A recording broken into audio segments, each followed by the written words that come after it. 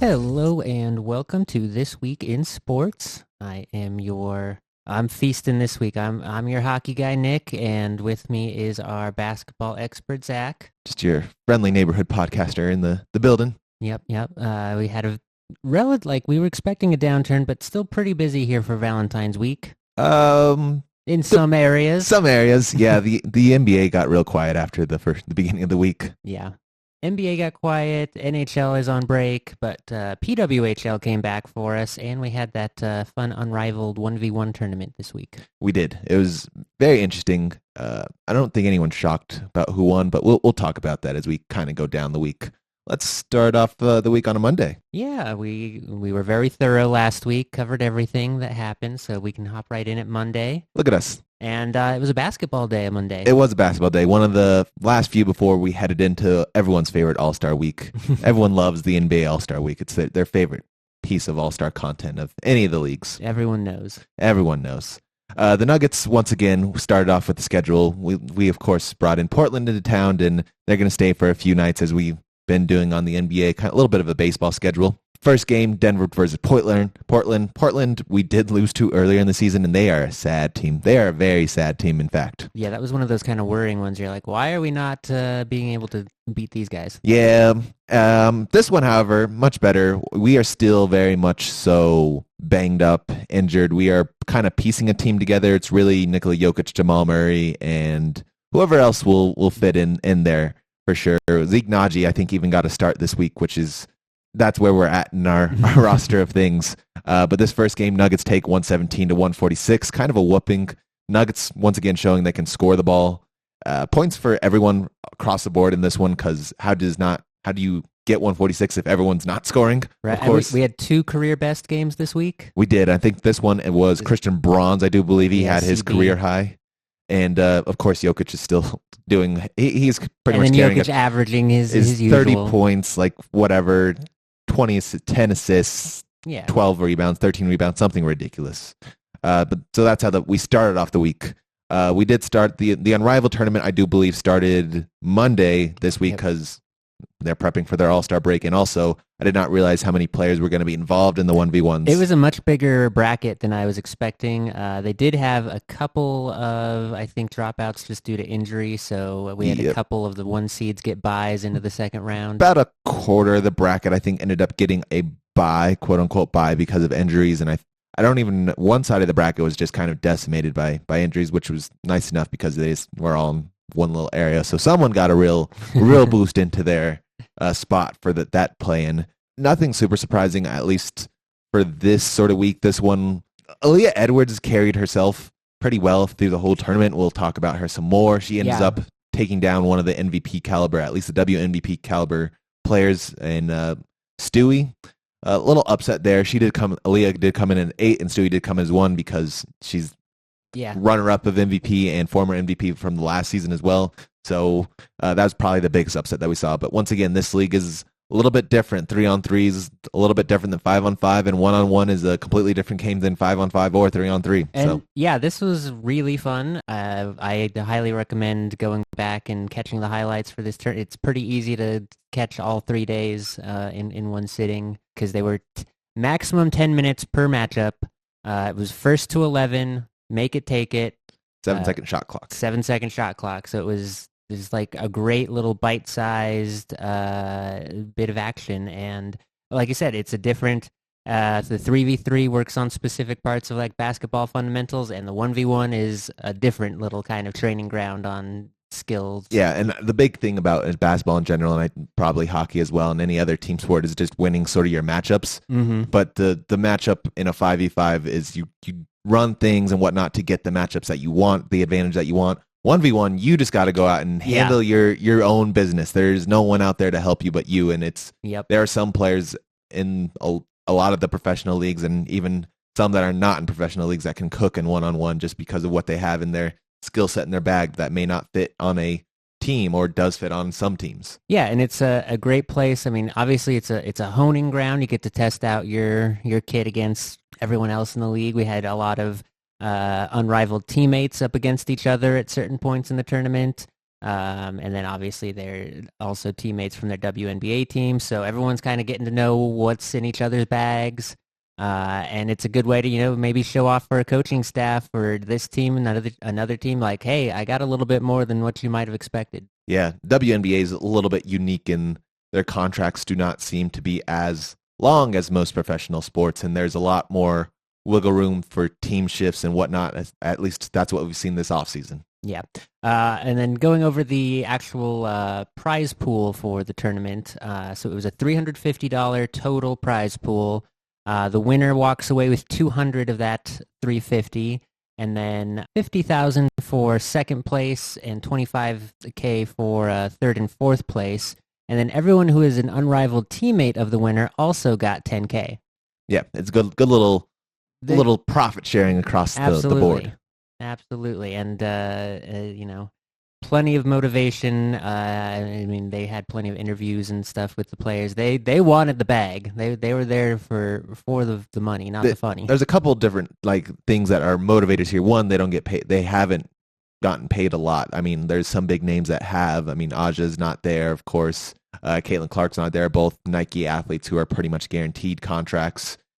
So a few other people. So one, that 200K is a good little bonus in your bag, but also there's also the title that you are the number one. Yeah, I mean this was there's a few notable exceptions for who was not participating. With no Angel Reese, no Brittany Griner, no Sabrina, but minus those three, it was kind of everyone's in here. And yeah, the bragging rights were definitely up for grabs as well. For sure. Continuing on with basketball, the tournament did continue over into Tuesday because, like I said, the big bracket is kind of I wouldn't say an all week, but a most of the week sort of thing where we got to see a lot of different matchups and just fun basketball being played across the board in the Unrivaled League. Day 2 brought out Arike. She was the star of day 2 and a few other days. If I were a betting man, I would have put my money on Arike. She's really good, except for Nafalisa, who is on that undefeated Lunar Owls team who no one can figure out how to beat. Yeah. And we'll get to, we won't spoil who ends up winning this thing, but... No, everyone, at least after day 2, everyone was predicting that this is going to probably be the matchup that we have because there's, from what Arika showed on her first day and Nafisa showed on her first day, is I don't know who's going to stop either one of these guys, but we'll see as we continue down the road. Continuing on with our support of women's sports, we go to the ice, actually. Yeah, PWHL was back after their little international break, and we are looking at the second half of the season here with our bottom 3 teams still all shuffling amongst each other, trying to get out of that bottom half of the league. Our Montreal Victoire are pulling away from the rest of the pack a little bit. They have a 7-point lead in the standings with 2 games in hand on second place Minnesota. So it's getting a little scary trying to catch the Victoire now on the second half. But our first matchup of the week coming back was the Minnesota Frost at the Toronto Scepters. Minnesota has a busy schedule coming up. They have 4 games in 6 days in this little stretch here after a 15-day break, something crazy like that. So they should be well rested. And unfortunately, they met a very hungry Toronto team. Toronto had a sort of worst-case scenario with the international break, though. They did lose Sarah Nurse to an injury while she was playing for Team Canada.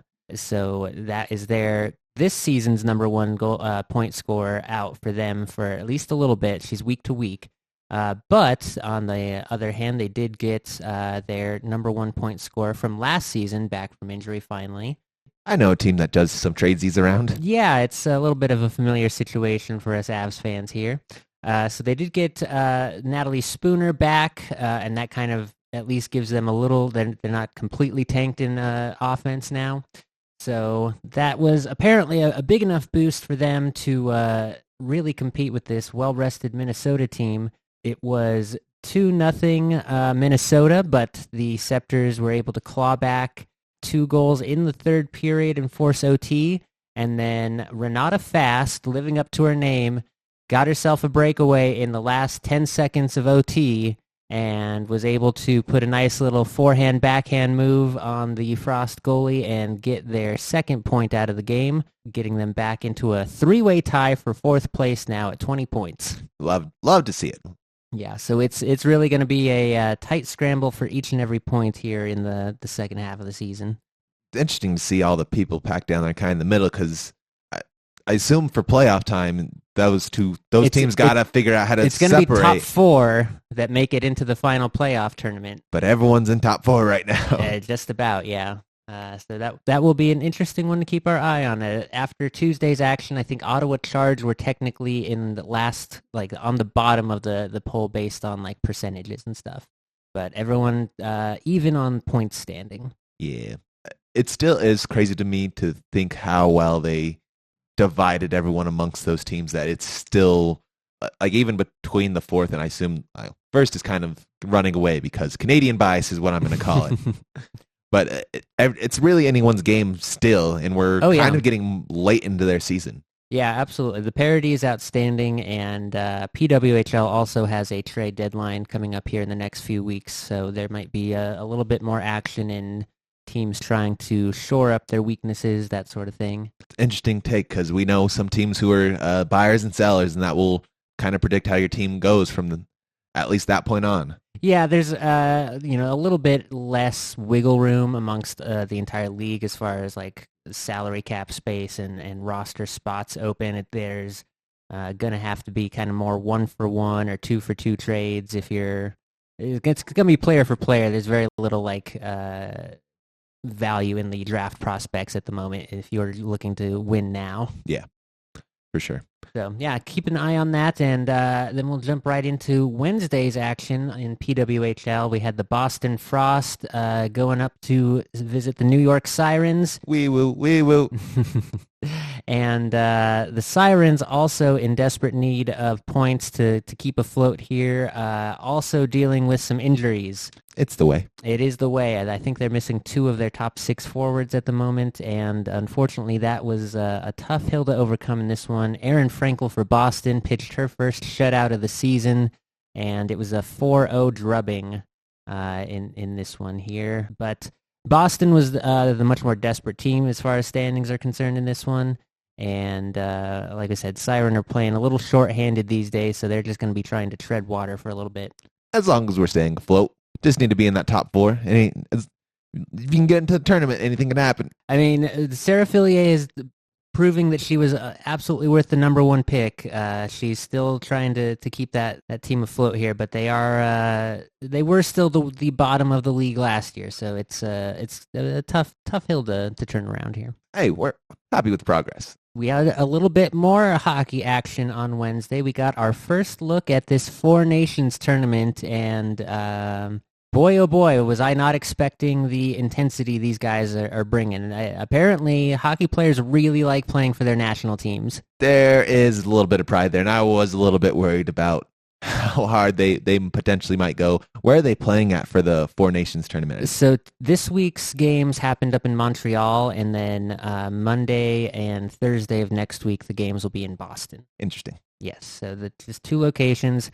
But the first action we got was Canada at Sweden. Sweden being the home team, even though they're playing in Canada, literally, but that's how it goes. This is a round-robin tournament, so all 4 teams are going to play each other in this first round for seeding. Same point scoring system as we're using in the PWHL. 3 points for a regulation win, 2 for an overtime win, 1 point for getting to OT, and 0 points for an outright loss. Look at the NHL just immediately stealing things that makes sense. Yeah, and it's very funny that they're like, there were a lot of rumblings of this might be the new scoring system for the NHL in the future. Look, it makes sense. It all checks out. It does, yeah. So that's the stakes heading in for this first matchup. We had Canada, Sweden. Sweden and Finland, both pretty underwhelming rosters compared to the powerhouses that USA and Canada can roll out there. What countries did you just name? Canada and US, and Sweden and Finland. Weird to hear us in the powerhouse. There was a lot of discussions this week about this potentially being the best Team USA roster ever. It does not. I don't even I couldn't probably name any you. of them. Yeah, You got the Hughes brothers, the Kachuk brothers. So we're just finding all the brothers and be like, all right, chemistry time. Kind of, yeah. Do you have a brother? A sister? I mean, hey, JT Comfer wishes he could be on the team. No. Jesse would probably outrank him in the. That's why he doesn't get to be on the team. Yeah, that is part of it. But so Canada rolling out an absolute killer lineup and getting put on the power play immediately within the first minute of the game. We got to see a top power play unit of Connor McDavid, Sidney Crosby, Nathan McKinnon, Cale Makar. Who was number 5? Oh, it was. It doesn't even matter. It doesn't really matter. That's 3 number 1 draft picks and a number 4 draft pick overall. And Cale Makar. Makar's number 4. The other guy was his number 2, and I just can't remember his name right now. But anyway, and it took all of 15 seconds for that power play unit to put together an absolute beauty of a highlight reel goal. McDavid to Crosby to McKinnon for the first goal of the tournament. And it really McKinnon was out there just setting the tone all night. He, in the very first shift, finished a check into the Swedes that kind of let everyone know, oh, this is not going to be that light all-star style of play that we got accustomed to. Yeah, Canada don't mess around when it comes to Canadian hockey. Unfortunately for Canada, they do have the weakest goaltender in the entire tournament with Jordan Binnington, who we still hate, or at least I do, for being a real jerk, especially to our old friend Nazem Kadri. And he is sort of going to be the scapegoat of the tournament if Canada doesn't win. Yeah, because America has all the brick walls, unfortunately. America has Hellebuck, who is the best regular season goaltender. There is a pretty well-noted drop in his performance, though, when it comes to tournament and playoff play. So does he have the mental fortitude for the big stage? He will have to prove that here at the 4Nations. What big stage are we talking about? I am curious. For some reason, they're all taking this very seriously. They're being called a championship round. I don't know what the prize pool is. I am curious. What is the bigger stage? The winning for the national team or winning the Stanley Cup? I think almost every hockey player would tell you the Stanley Cup is more important. But I will say that there were also several interviews with players saying that this was the biggest tournament of their career, like biggest games of their career thus far. Yeah, those are guys who have not played for the Stanley Cup. Hockey's that weird one where I'm unsure because Canada does take it very, very seriously, which makes everyone else take it very, very seriously because everyone's trying to catch up to Canada. I would say the Stanley Cup is like the hockey trophy to win, but international accolades are also very well appreciated. But I think if you had to rank them, the cup goes above them. And anyway, the Swedish team was not intimidated by the powerhouse Canadians. They were able to stay in this one, claw back 2 third-period goals on the leaky Jordan Binnington to force OT, and then we got to watch, a wild roster of Canadians play overtime hockey, and McKinnon did his damnedest to try and seal that game by himself, but it was actually Sidney Crosby to Mitch Marner to put away that game in OT. Gave Canada 2 points, Sweden 1 for the standings, and that was the first day of the tournament. It's good little start there. Probably, I'm interested to see if they keep this around because this is supposed to be like, hey, funsy time, but no, they're like, no. Yeah, and we'll get to some of the further the tournament went on, the more intense the action got. So there definitely are some, I would think, some concerns. I have some concerns to note, but we'll get to that when we get later in the week. Yeah, we do. Wednesday night, we also had another Nuggets basketball game. Last one before we head into our All-Star break. Of course, we're playing Portland again because baseball schedule. This one's a little bit tighter. This one finishes 121 to 132. In this one, the Denver Nuggets starting lineup, we are starting with point guard Jamal Murray. Yep. 2 guard Christian Braun. Yeah. 3 guard, he's a starter. He's a starter. He's a starter sometimes. It depends on who's healthy and who's where. Yeah. 3 guard, or the other wing, Julian Strawthard. Our 4 is Zeke Naji, and our 5 is Nikola Jokic. That is what we're running with our starting lineup. Coming off our bench is Sarge played, Tyson played, Jordan played, and Jalen Pickett played. who had his best night of his career as well. Well, we'd love to hear about career best. We hate to be missing Russell Westbrook and AG. We are missing Russell Westbrook, AG, and Michael Porter Jr. All very big pieces of what we do. Pretty significant portion of the salary. Yep. Fortunately, though, we are playing the Portland Trailblazers, who are kind of awful. They're a little bit better than I think a lot of teams expected them to be, because that Washington Wizards team is kind of setting basketball back from a professional level, but neither here nor there. This night, however, the Denver Nuggets needed a lot of help and got a lot of help, because Jamal Murray has his career best 55 points, 20 for 36 on the night, 7 for 15 from the three-point arc. Jamal is just cooking. Yeah, we love to see it, and it's always a little frustrating waiting for Jamal to decide he's woken up and he's ready to ball, but he turns it on when it becomes necessary, and not a moment sooner. Nope, apparently he's very much like don't wake the sleeping giant kind of guy. I guess it would be nice to have Jamal cook a little bit more. The kitchen does seem to be a little bit more empty these days. Jamal, at least this year, has statistically been worse. Probably the worst he's had in the past 3 years, unfortunately. And it's been inconsistent health. It's been a lot of mitigating factors to that. But yeah, we haven't seen the Jamal that got the max contract. Nope, we have not seen him in a little bit, especially after he tore the ACL. He's kind of been bouncing back from that. He had the whole year where he mentally wasn't prepared, and then trying to come back, fighting some other injuries off, like we saw him during the Olympics this year.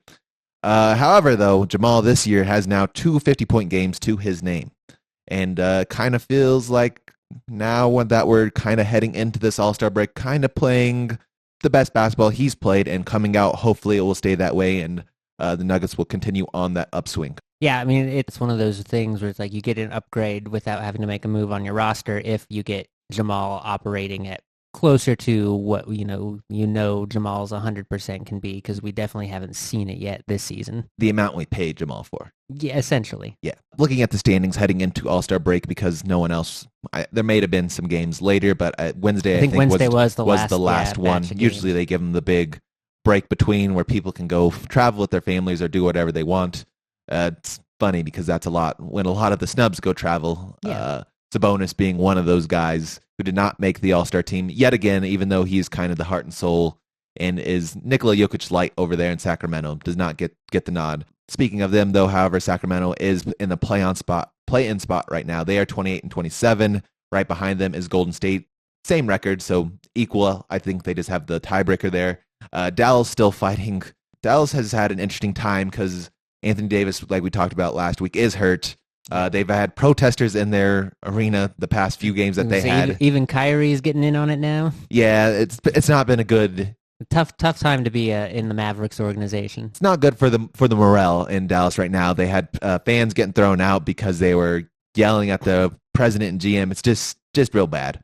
Bad all around. I'll give them a little credit for standing behind their decision, but that's about all you can say for them right now. They really haven't said much other than good luck, wish you luck, and we did what we did. Yeah, basically. So we did what we did, and we do it again. Yep, 100 times over, basically, is what they said. Which the fans said, "Boo, you guys," and they were not fans of that. Minnesota's ahead of Dallas, 31-25. All these teams currently are in a play-in spot, so only 2 of them will come out of that bracket, at least currently. Are we a little surprised the Timberwolves are hanging out down in the play-in section? Timberwolves and I would say Dallas are the surprising ones. Dallas less so now because Dallas, yeah, they're kind of imploding. Even before the trade, Luka had been hurt most of the year. Yeah, he hadn't played very much, especially since for Christmas was like his last. But also, why would you play for? Not to be Jimmy Butler, but why would you play for a team that hates you so much? Apparently. The surprising ones, I think, are these next 3. Above them is the Clippers in the 6th spot, Lakers in the 5th spot, and Houston in the 4th spot. 31 and 23 are the Clippers, 32 and 20 are the Lakers, 34 and 21 are the young Houston Rockets team. Those 3, I think, are the most surprising as to where they are, because Houston's kind of been on the big come up this year because they were not. I would have had Houston and Minnesota probably flipped. Yeah, Houston was not this good last year. I don't even think they sniffed the play-in last year, and they've kind of bounced back with their young core. A lot of chemistry, a lot of vibes, very much all of the Oklahoma City Thunder, who's sitting in our number 1 spot. Lakers are still hanging around somehow. Don't know how or what's going on there. They did have Luka did play his first game with them on Monday. Did not play. Unfortunately, he did not get to see the matchup against the Dallas Mavericks and the Lakers because he was still a little bit hurt. But he wanted it. He did want that one. I know that. Oh, I'm sure they'll have another matchup second half, right? I don't know. They might be finished for the season because I know they've already played a few times. So you only get the 4 against each team. But Luka's been doing Luka things over there. Not super like highlighty or anything. And like we said, noteworthy. He's coming back for the first time in like 3 months. Coming back for the first time in 3 months, sharing the floor with LeBron and a few other players that he kind of figuring out how to work with. Of course, we are in the number 3 spot at 36-19. Above us, Memphis 36-18, and of course, Oklahoma City sitting in that number 1 spot, 44-10. They are tied for league best with Cleveland over on the East. Teams who are surprisingly just kind of sitting outside of that. Phoenix not in a play-in, so they're not right now currently playoff eligible. If season ended today, they are sitting at 26-28. A lot of talk about locker room morale and whatnot. That it was apparently a toxic locker room because KD. They kind of don't want KD to be there, and they also hate Bradley Beal. So it's weird vibes in Phoenix, but Phoenix say, nah, we're all good here. We built a super team, now you act like a super team. Yeah, not what they expected, for sure.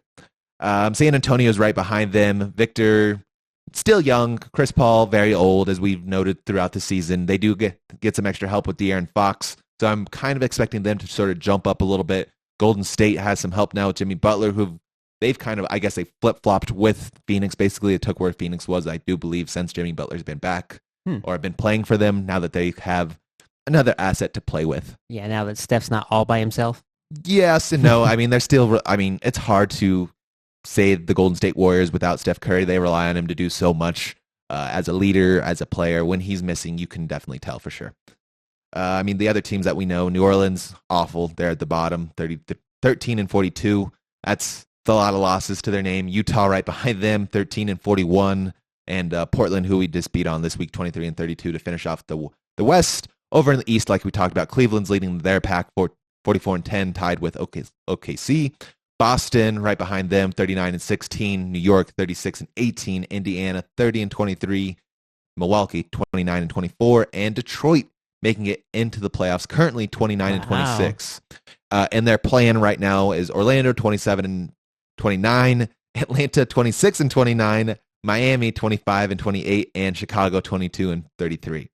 If you notice how these play-ins are looking, little bit of a difference in the East and West, but also kind of gross in the East, especially for the play-in. Like Orlando, I could see making the playoffs for sure. You get a couple sub 500 teams. Atlanta's been kind of gross all year. Miami's been gross all year, especially since the Jimmy Butler thing, but Andrew Wiggins is over there now. And then Chicago's been yuck. 22-23 is the mark for them.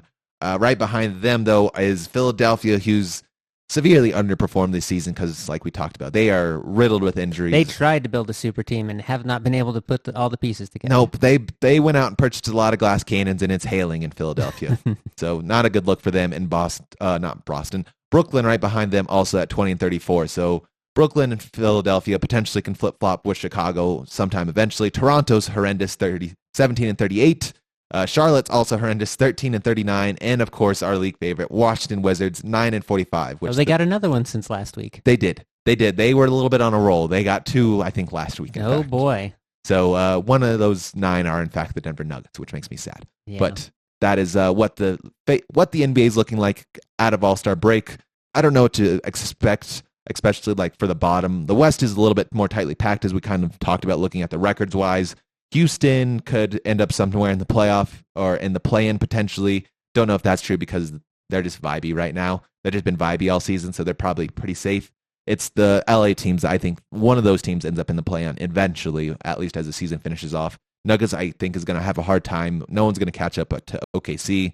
That's a big unrealistic. Yeah, I mean, Memphis is right behind them, but they're 8 games behind, which is a lot to get back. You have to hope OKC loses and you win in the same bout. So that's But Houston safe, we're safe, Memphis safe, OKC, I think those are the top 4 for sure. In the East, I think the top 3 are good fit. New York, Boston, and Cleveland, who would ever thought those would be the 3, especially Cleveland, New York, Boston, of course. Yeah, Cleveland is the big surprise out East, I feel like. Another young, vibey team. They're just Feeling good. They got a little bit better with their trade, I would guess, especially with who they added in DeAndre Hunter and switching out Chris LeVert, just age-wise and just statistically. So I expect those three to be safe. The East can kind of do whatever they want. They're just terrible, at least in the play-in. So I think at least the top 8 are pretty safe for right now. Now, speaking of scenarios where if the season ended today, matchup-wise, is there anyone that you're scared of in that bottom half that we would have to face, or you think we can get through that first round pretty easily? I'm not afraid of anyone in the West, at least currently. Minnesota's been our kryptonite, of course, just the way they play and who they have. They have Anthony Edwards, and even this season, we haven't been able to quite take the monkey off our back with Minnesota or fight our demons. Mm-hmm. So that one scares me a little bit because they just play a way that's not good for us. It's the thing of, they're designed to play against us. For sure, but I think the Denver, they also haven't faced us at full strength yet either. Yeah. Which has been beneficial for them. Our team looks a little different than last time we played. Yeah. Their team looks a little different, and neither one has really been at full strength yet. Neither. We have not seen a true matchup between these two quite yet. So that one scares me a little bit. The rest don't really, because Oklahoma City, they are young. They have Shai is going to be a problem to stop. We could throw Gordon on him. We could throw Braun on him. I think we have some options to do so. I don't think they have anyone there to stop Jokic, unfortunately. Memphis is the same way. Ja is going to be a problem, and a few other guys, but there's no one in the West currently that has a Nikola Jokic stopper. An answer. Yeah, Anthony Davis was the closest-ish, but he's still giving up buckets. And the last 3 years have shown that was not really an effective strategy either. Yeah, I'm not afraid of anyone as long as we have Nikola Jokic. Is just sort of the rest of the pieces that we have around us. I don't know what Jamal Murray's going to look like by that time. Michael Porter Jr., Aaron Gordon. Hopefully we get Russ back then too. But if we're all playing like we did when we had our core back for the cute little 2 days that we did, I think we're fine kind of battling anyone out here. With the exception of Minnesota, like I said, they just play a way that doesn't fit us well. It's that who's his name? The GM, Conley. Yeah, he did. His goal was basically to build a team that destroyed his old one. Very villainesque, but you can't blame him. That's what I would do too. There's one other team I know in this conference, and I know how to beat them. Yeah, but the crazy thing is he didn't even get fired. He just accepted a new job elsewhere. Probably got paid a little bit better, but still, it's a good job offer. Yeah. It's like whatever, but the rest of the West doesn't scare me. I'm not really afraid of anyone in the East either. Like the one time we faced Boston, we had no Nikola Jokic and took them to place. Cleveland, God forbid we ever face Cleveland. That's the only other team that really scares me in the NBA world. That team has just torched us every single time. Yeah, sometimes it's your year, and might just be Cleveland's year. I need someone else. I need someone in the East to take them out. But that's at least my thoughts looking forward in the NBA season. Yeah, I think interesting to see how that shuffle ends up for the second half here. And obviously we are just trying to get everyone healthy in time for playoffs. Yeah. Isn't that just the way it is around here? Yeah, it's a little bit of a common theme. Yeah. Anyway, take us on to the ice for Thursday because basketball is done and slept on, and we'll talk about that a little bit more once we hit Friday. Sure thing. Yeah, Thursday was an all-hockey day, and we got some more PWHL action to start. We had the Minnesota Frost, Game 2 of their 4-6 stretch, playing against the Ottawa Charge, and got a record breaker on this one, baby. Good records, bad records. Well, depends on who you're cheering for.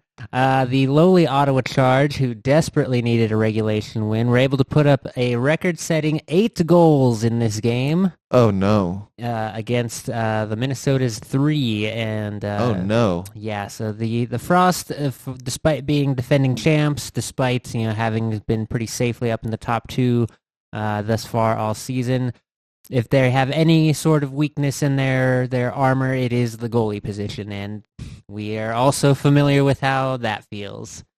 It's funny to see, I'm interested to see what hockey looks like in the next few years, because it does seem like goalies across the land are an issue, and if you can find the one... Oh, it really... We can actually talk about that a little bit more, because there have been some think pieces written on this. In fact, a bit of a statistical trend now that the amount of goalies coming out of Canada has plummeted. Just like in general, it used to be like 73% of goalies in the league were Canadian, in like the NHL were Canadian, and now it's down to like 20%. So there is a definite lack of goaltending talent out in the pool that might need some addressing. But in this particular game, it was hard to blame either goalie because they put up basically identical stat lines. They both gave up 4 goals on 13 shots in 28 and 31 minutes of ice time, respectively. Okay. So they did an almost exact even job of taking on all 8 goals there. So yeah, Minnesota, a little bit of a rough go out of the gate here. They've dropped their first 2 games back. That's going to be a tough way to catch Montreal if that's what they have thinking. And for Ottawa, this was a big morale booster because they have not necessarily lit the lamp very consistently in the first half of the season, but putting 8 up, well, that'll certainly give you some good footage on what you were doing right. 8 is so many. That is a lot. That is demoralizingly many. Yeah, it's kind of crazy because once you get up to like 4 and 5, you're like, all right, that's pretty good, right? We don't even have to put on the pressure anymore, and then they keep going in. Like at that point, you're just firing the puck and just hoping that they stop them, but they don't. They don't. Essentially, yeah. I'm sure a few of them were a little bit of a surprise, but despite the blowout style of the win, still only gets them 3 points and still keeps them tied in that bottom tie for 4th at 20 points. A very necessary 3 points, and they will have to continue doing that sort of in regulation domination to make up any ground here. So that was the women's game on Thursday, and then we got our second game in the 4Nations tournament to see our other 2 teams playing. That was USA playing at Finland. And in Canada, which is in Canada. And boy, oh boy, Team USA looking hyped and ready to go. Finland is probably considered the weakest team in the tournament, and unfortunately, once again, relying entirely on their offense to be powered by Mikko Rantanen with a little help from his buddy Arturi Lehkonen. Where have we heard that before? It's poor guy. He's like, I don't want to be Batman. I hate being Batman. He's having a rough time of it, let me tell you. Team Finland, unfortunately, kind of fell into the trap that everyone thought they would, falling behind to Team USA early and then not being able to play their very defense-first style of hockey. So it was a closer game than the scoreline would suggest. The final was 6-1, but it was only 2-1 heading into the third. Finland actually did look like they might be able to keep track on this one, maybe cloud a late third period goal, but then Team USA got an early third period goal. Oh no, that was when the Kachuk brothers broke out. They had 3 goals within 3 minutes in the third period. Just passing it back and forth to each other. I don't even think they played on the same line. That's crazy. I know, right? Because it's been, the more common thing has been to keep teammates together. So you have like a Tampa Bay line on Canada. You have like a Wild line on the American team. Things like that. And also because it's their coaches who are behind the bench. One of the other snubs for this tournament, by the way, that we do have to call out is that Jared Bednar still has not gotten any recognition, any sort of coaching awards in his tenure as a Stanley Cup winner. He brought his team from worst to playoffs in like year 2. He is now the winningest coach in franchise history, and yet he still never gets mentioned for these like top coaches in the league nonsense. Yeah, because he upset. Apparently. But yeah, so the final was 6-1. The Finnish offense did not really get going in game 1 here. I think a defenseman scored their one and only goal. The 4 top goal scorers from the NHL on Team Finland, of them, only Arturi Lehkonen was the only one to get a shot on net. So a bit of a rough start. Finland unable to get any points for the standings. USA with 3 points, putting them in the lead. I hate being Batman. And while we're on it, we can talk about the rumblings that have been going around Mikko this week, that he's got about a month left for contract negotiations to get figured out with Carolina before they might flip him. Hey, he's not very good Batman. I mean, so yeah, like everyone's saying, 6 games is not a big sample size, but because Carolina basically did this rodeo last year of trying to make a trade deadline acquisition for a big like winger who then did not re-sign with them in the summer, has kind of put the GM in a spot where he's like, well, I can't do that exact same thing again this year, so I kind of need to figure out if he's going to sign with us. And if he doesn't, how do I get back even a fraction of the 4 assets I gave up to get this guy for the 1 month he played with us? Very good assets that we got in return. I mean, we're making pretty good use of them, I would have to say. But yeah, there are definitely a very loud whisper that Mikko could move one more time before the trade deadline. He needs a Batman. Apparently, and I mean, now the biggest issue I would have with this is that the destinations for landing spot number 2 for Mikko are largely in the Western Conference. Back to where we try to get him away. Edmonton, Dallas, Vegas would all be... Ew. Vegas would be... where he wouldn't have to necessarily be Batman anymore. He could be a Nightwing, a very elevated Robin. I would hate to see that. So hopefully Carolina can at least offer him something, but it sounds like they want to get him locked up for the 8-year contract, and it's kind of like, it's tough for Mikko because he's, again, only been out there for like a month. Now has to take a break from that team to go play with this other new lineup of Finns for a couple weeks, and then come back from that to have a talk with his agent about, hey, you've got 3 weeks to decide if you want to live in Raleigh, North Carolina for a decade. Mikko's not going to sign. You know he's going to get traded. You know he's coming back to the West somewhere. That would suck so bad. You know, it doesn't seem like he's enjoying Carolina very much. Yeah, I mean the signs are not great out there, but we'll have to see what the rumblings make of the post tournament days here. For sure. Let's talk about what happened on Friday, which was Valentine's Day. Friday, Valentine's Day. Of course, nothing I don't think happens in either one of our sports. There's no 4Nations, and the NBA is on break. We do get the final for our Unrivaled tournament, day 3. No surprises, I don't think, leading up to it. Semifinals is Aaliyah Edwards, who fights her way all the way there to face Erika. And this one, everyone is pretty sure Erika should win and is going to win because Erika's been balling. She's the favorite, yeah. She has been balling. However, though, Aaliyah Edwards has different thoughts. Aaliyah Edwards, and of course this is what we're talking about when we have the matches. Aaliyah Edwards being a forward center kind of person. Erika is a guard forward, so a little bit of a size mismatch there, so you can get a little bit of a different looks, and especially with Make It Take It, things can go wrong and snowball pretty quickly. This one I do believe was probably one of the closer ones in the tournament as well. A good game to watch.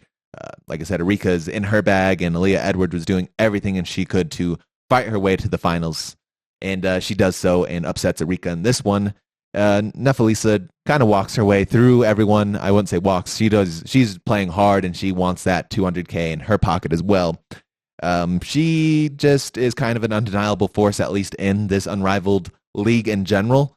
Just with the statistics she has put up thus far, pretty sure she is leading the league in points per game, and I think she even probably has the league highs for some different scoring. Yeah, I mean she's the best player on the best team in the league. Hard to argue. Things are going well for her. Very, very well. So our final, of course, is going to end up being Collier versus Edwards. This one is not one that people expected, especially after what they've seen. Aaliyah fights as an 8 seed through, I think, 3 different number 1 seeds to get to her spot in the finals. She does, and she's earned her spot there. Regardless of what she does, winner's going to take away 200K, when loser's going to go home with 50 grand, which is not a bad day at work for sure. This one, however, Aaliyah surprises some people, comes out strong, and does take the first of 3 rounds. Yeah, I'm glad they made it best of 3 for the final. Yeah, I will say that they have put a lot of thought into doing a lot of these things that are entertaining and what I think works well for everybody, which is not what happens a lot in some other places, notably the NBA. Yeah, the people who did get to watch this 1v1 tournament, I think the feedback across the board was, this is so much better than any of the NBA All-Star events. Yep, and at least the past, decade, 15 years, if that, more than that, potentially. Yeah. Yeah, the NBA All-Star Game's a joke. We'll talk about that here in a second. This one, however, Aaliyah does take the first one very, very strong. A lot of shock to everybody because Collier, like we've said, has been a force to be reckoned with throughout the league. But Collier does end up taking the next 2. All the games pretty close, hard fought, but there is no one that has yet shown that they can stop her And yeah, what a statement for one of the founders of the league to come out and be like, "Hey, here's the standard. You come and meet it." Yep, I'm interested to see how much more. Like we said, we're not, there's no Aja Wilson here. There's no Caitlin Clark here. I'm missing a couple other big names throughout the WNBA who are not here. I'm interested to see if this will garner their attention a little bit more.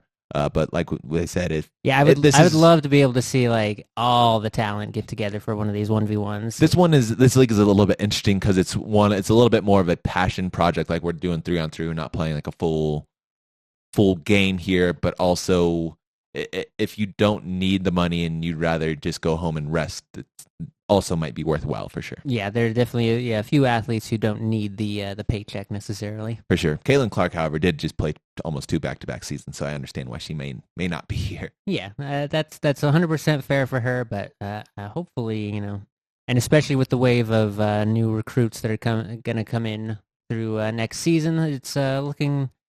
The future is bright, I would say. Yes, it is. It'll be fun to see how they evolve this as going forward, because this could be something like the PWHL has done, where you could go on a little tour, do some other special things. But the setup they have down there in Miami for them is top-notch, and hopefully will continue to translate as they go into the WNBA season.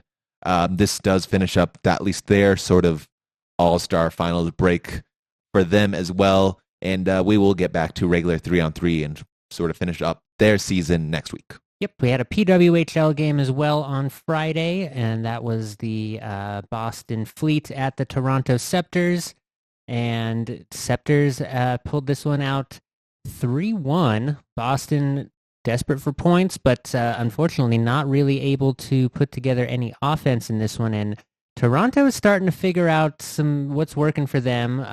They surprisingly are pretty much completely ineffective on the power play, but on 5-on-5, they are actually kind of figuring out some line combos and some strategies for getting possession a little bit more concretely and consistently, and their momentum is in the right direction now for the second half here. They have actually, with this 3-1 regulation win, snuck themselves into sole possession of third place. A place the highest the Swifties have been all season long now, behind Montreal and Minnesota. Gross. They need a win. Yeah, they probably will not hold on to that 3 spot for very long, but they have it for the moment. Hopes and dreams. I forgot, Friday also started All-Star Weekend, the NBA All-Star Weekend. Oh, God. I don't even know what to say about NBA All-Star Weekend, because it is... we'll talk about it, and we'll go through. The Friday night was the Celebrity All-Star Game and the Rising Stars game, so your young NBA faces, Julian Strother, got to participate as a replacement for somebody, so he got to go out there and run around and have an All-Star Weekend for himself. Does that make him count as an All-Star now? No. Okay. No, the Rising Stars are not All-Stars. Okay. There is a difference, which is strange, because there are some young stars, some young All-Stars that could be Rising Stars but are not. It's very... Okay. Yeah. The most exciting game that everyone loved to watch is the Celebrity Game. It is what it is. It is what it is. This one was...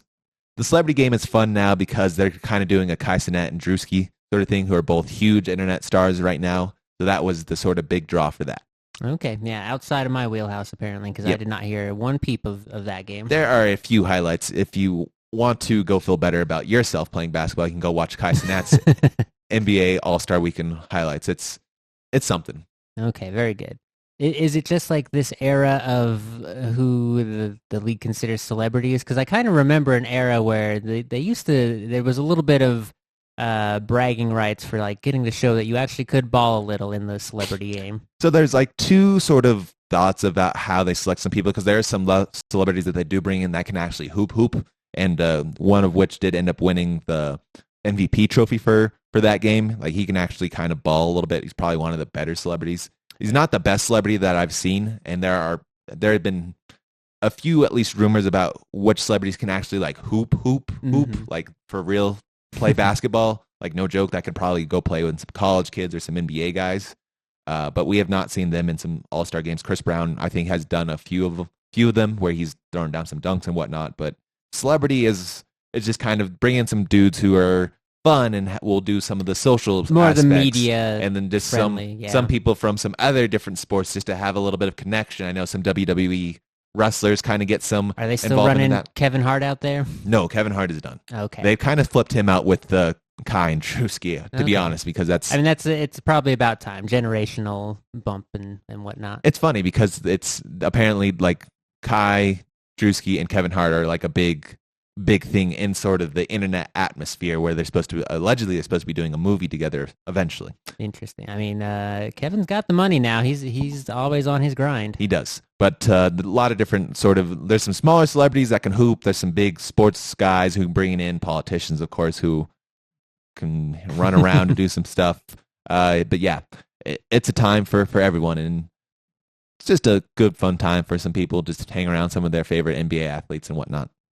Okay. And then I understand that the winner on that Rising Stars game is actually now playing in the tournament with the All-Star teams. Is that what the format ended up being? I think so. So I think the Rising Star, whoever won the Rising Star tournament is going to go play tonight. They're I do the believe 4 seed in Yes. the tournament, with the All-Star. Because we can jump ahead a little bit to the format. It was Chuck, Kenny, and Shaq picked teams this year.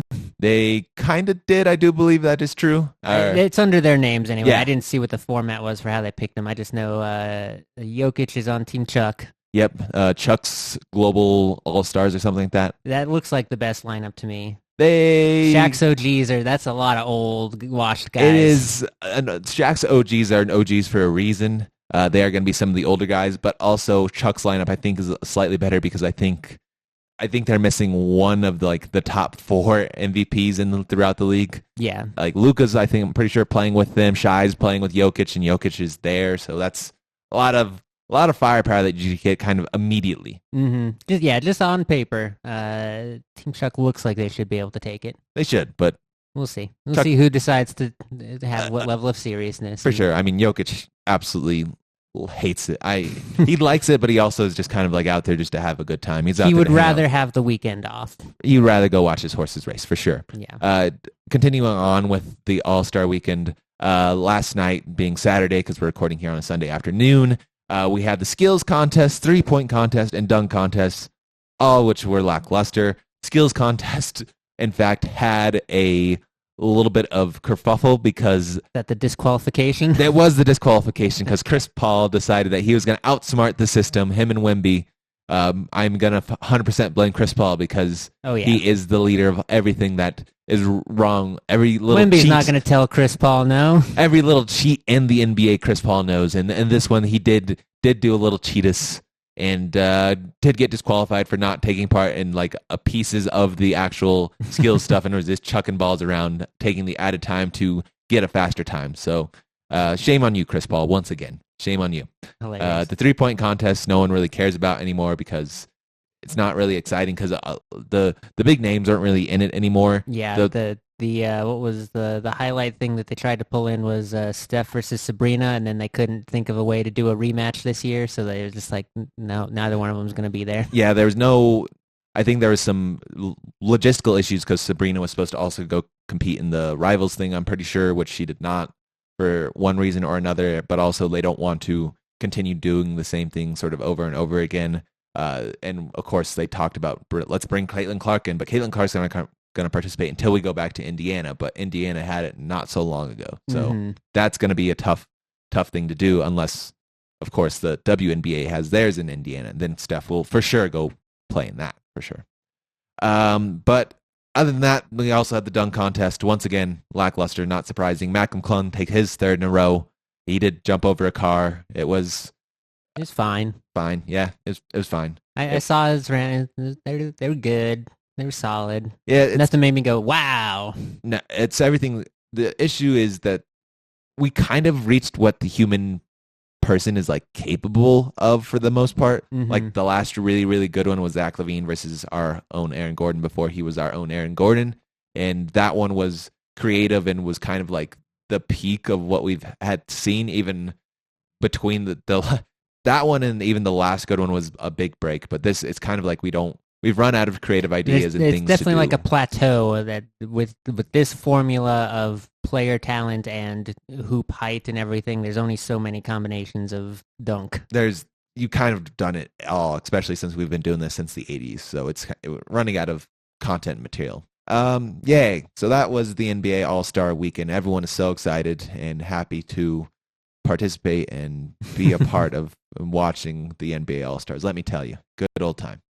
Yeah. And then I had a bunch of hockey to watch yesterday. That was pretty great. I kind of had my whole day filled between 3 different screens with just nonstop hockey. Funny enough, you and everyone else in the world, because no one was going to watch the NBA All-Star game. Yeah, and rightfully so, because the hockey action was way better.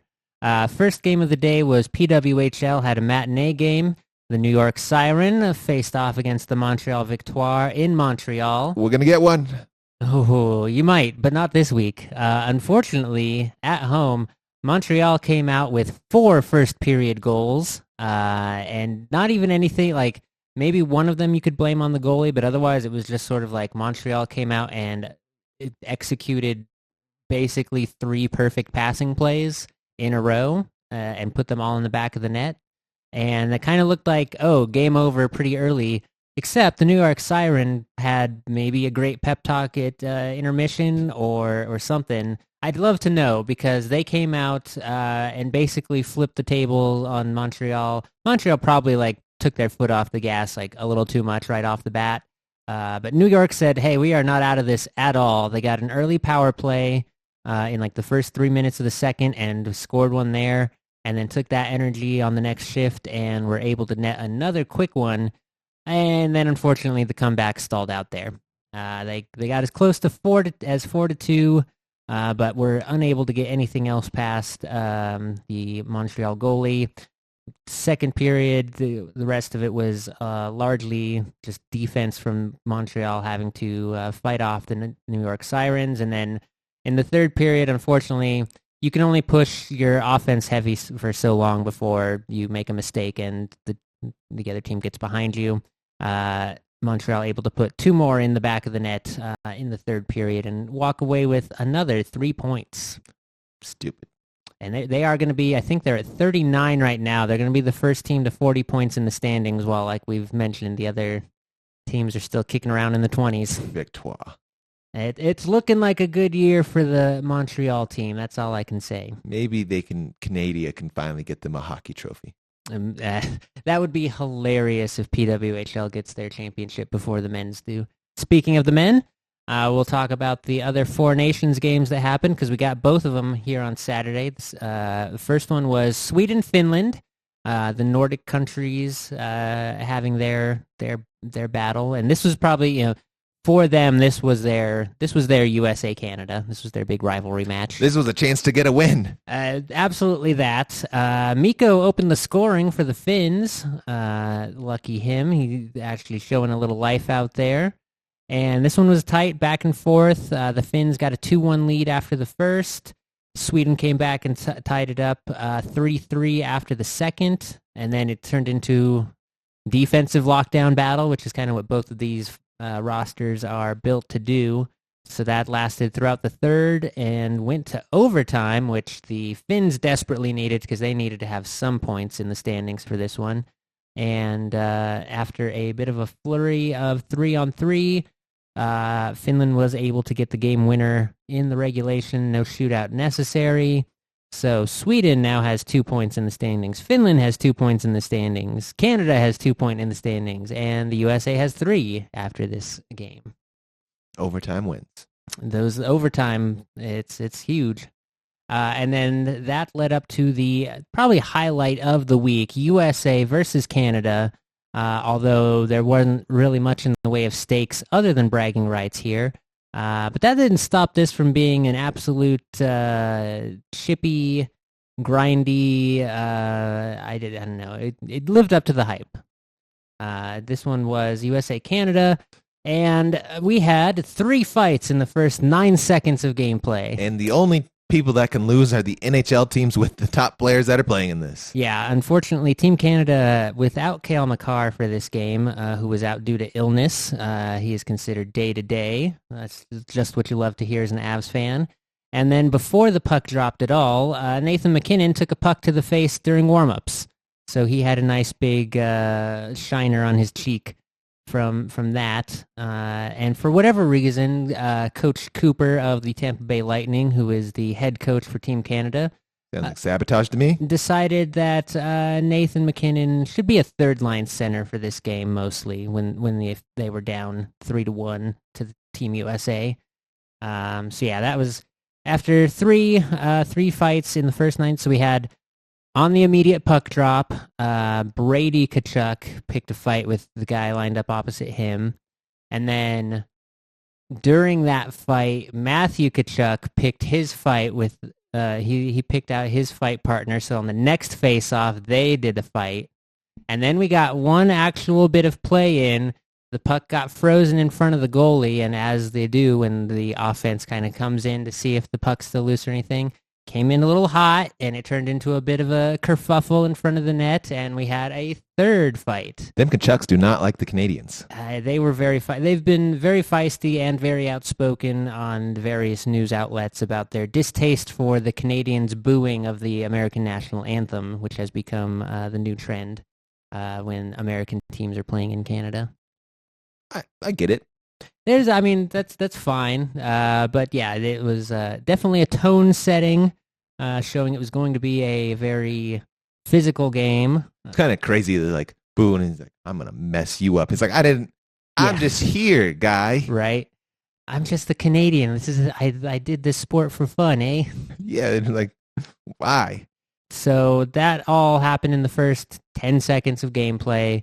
The Canadians did end up with a power play off of that they were not able to capitalize on. Apparently, Cale Makar is the most important player on any team he is rostered into. AA. Yep, and that did not result in any goals for them. But they do have a roster of some of the greatest players in the world. If you get a stretch pass to Connor McDavid with a little time and space, he can generally score on that breakaway, and he did on this one. Damn it, Hellebuck. Yeah, but unfortunately that would be the only scoring play for Canada this evening. Team USA would put 3 in after that, and with their 6 points in tournament standings, have locked themselves a spot to the championship round on Thursday. They do still have a game scheduled for Monday, but I don't know, like you don't have a backup roster of not important guys to play. So they will be playing Finland on Monday for no stakes whatsoever. It's a long break for them. It's going to be, it's a couple weeks off for the non-tournament guys, and then the tournament guys, the championship will be Thursday, and then I think they'll get the rest of that weekend to do their rest and recovery before games start up again the following week. I'm pretty sure like the NBA returns on Wednesday or Thursday. Yeah, it's going to be a little bit before we hear about the NHL. That's crazy. But yeah, so that was the big USA-Canada, ended 3-1 in regulation. So Canada, Sweden, and Finland all remain tied at 2 points, meaning Monday's games will determine who gets to go play against Team USA for that championship and who will be sent home crying. U.S. loses to Finland on purpose. I mean, they can if they want to, just to make it even more chaotic. That'd be hilarious. Put Canada in the loser bracket. Yeah, that would be a heartbreak for this.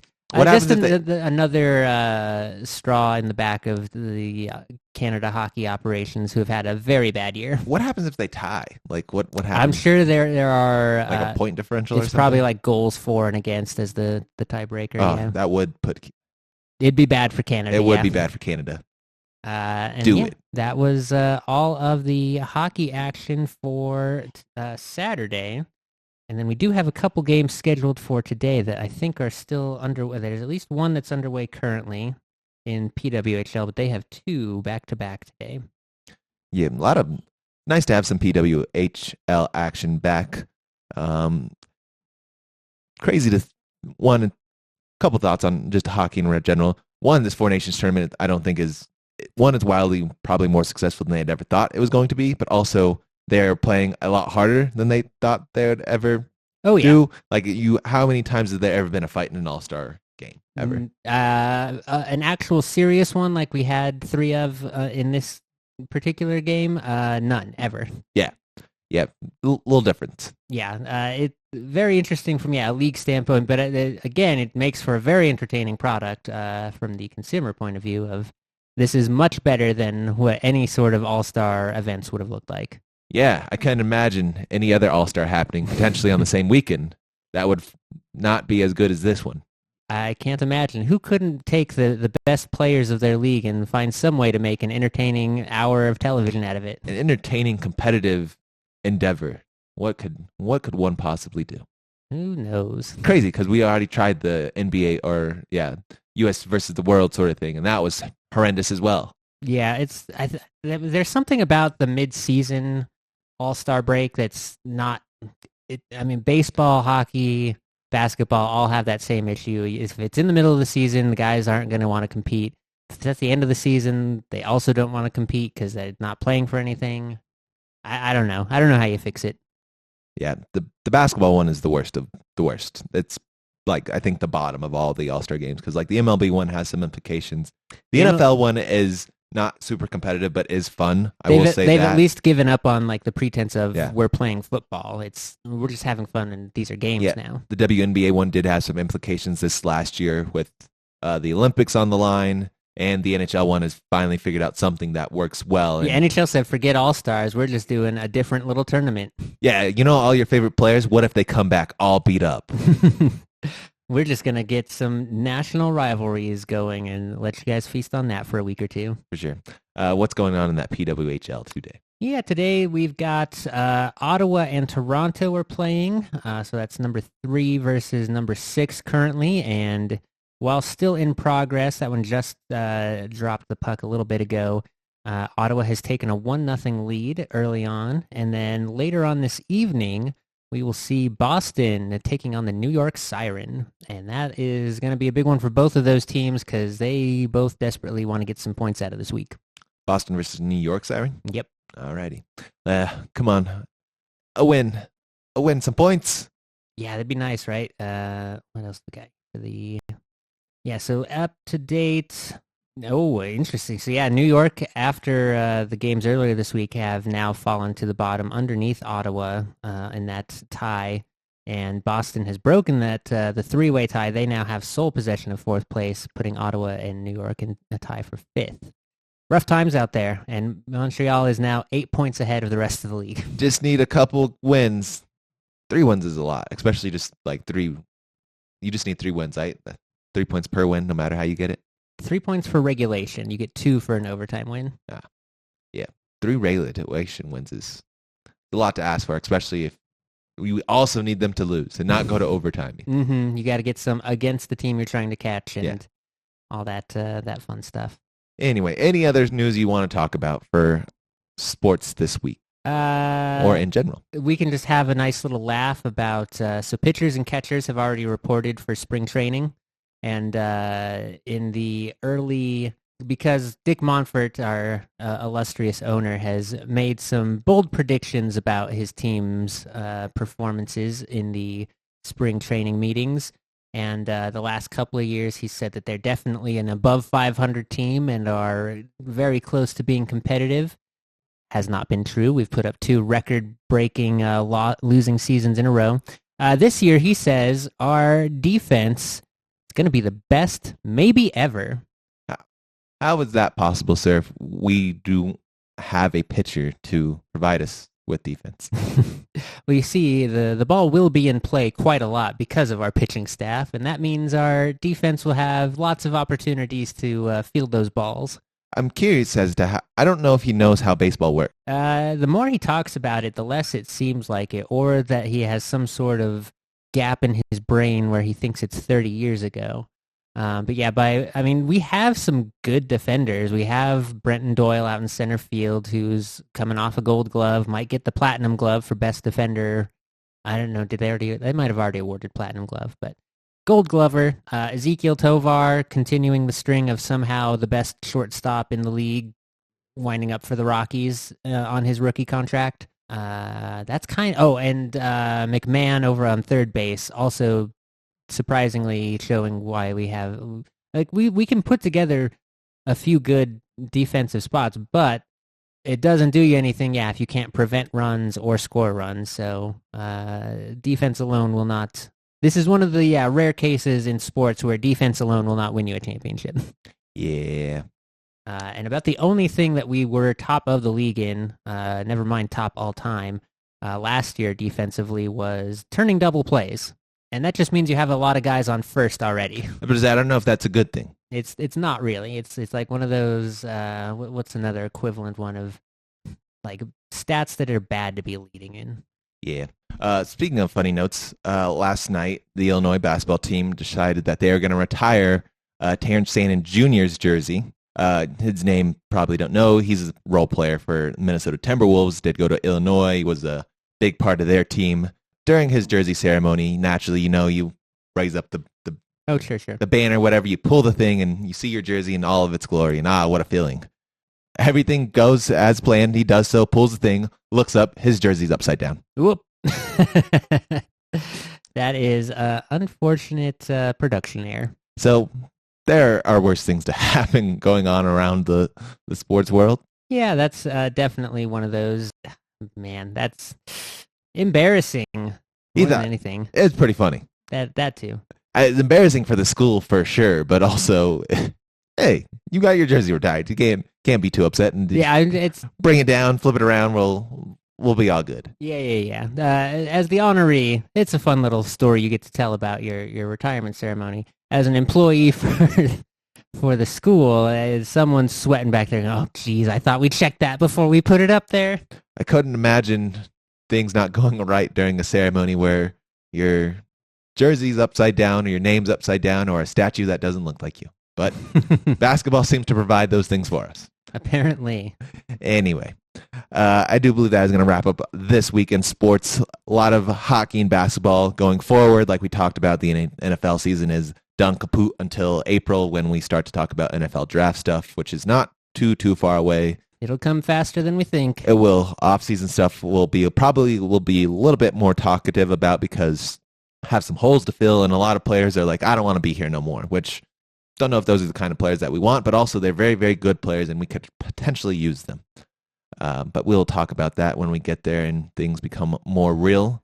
I have been your host with the most, your friendly neighborhood host, of course, Zach. Along with me, I've had my hockey faithful, the man who hopes all his players come back intact after a 4Nations tournament, Nick. Oh, we still have 2 more games to get through, but we're looking good. I believe. Fingers crossed. Fingers crossed. Illnesses, pucks to the face, it's all good. Punched in the face, it's all good around here. As long as they come back with the right number of bones and the right number of pieces. Do teeth count? No, in hockey they don't. Fair enough. They are not necessary for playing the game. Fair enough. All right. Thank you guys for coming along. We'll see you guys next week. Adios.